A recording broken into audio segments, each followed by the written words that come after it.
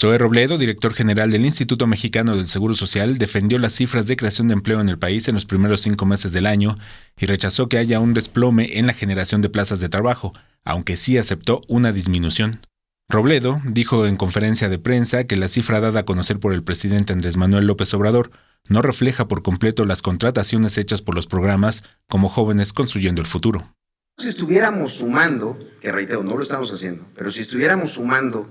estos dos datos que se dieron a conocer, el de 303,000 de registro de creación de empleo, más los Jóvenes Construyendo el Futuro, tendríamos un dato de 785,000.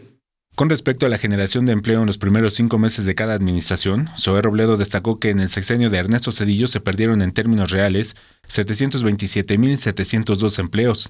En el gobierno de Vicente Fox se generaron 67,345 empleos. Con Felipe Calderón fueron 393,659 empleos, mientras que al inicio del sexenio de Enrique Peña Nieto se consiguieron 292,859 empleos.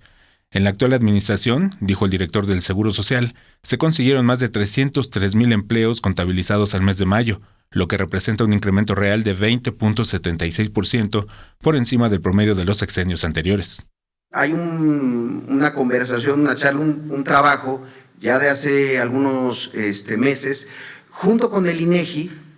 para que certifiquemos la cifra. Con respecto a la salud de las finanzas del instituto, la directora de Incorporación y Recaudación del IMSS explicó que el programa Jóvenes Construyendo el Futuro aporta 69 pesos al instituto por cada joven y que hasta mayo suma 45.5 millones de pesos por este concepto. El programa Jóvenes Construyendo Futuro sí le aporta ingresos al Seguro Social, le aporta ingresos por 69 pesos por cada joven, lo cual al día de hoy tenemos recaudado 45.5 millones de pesos por este concepto.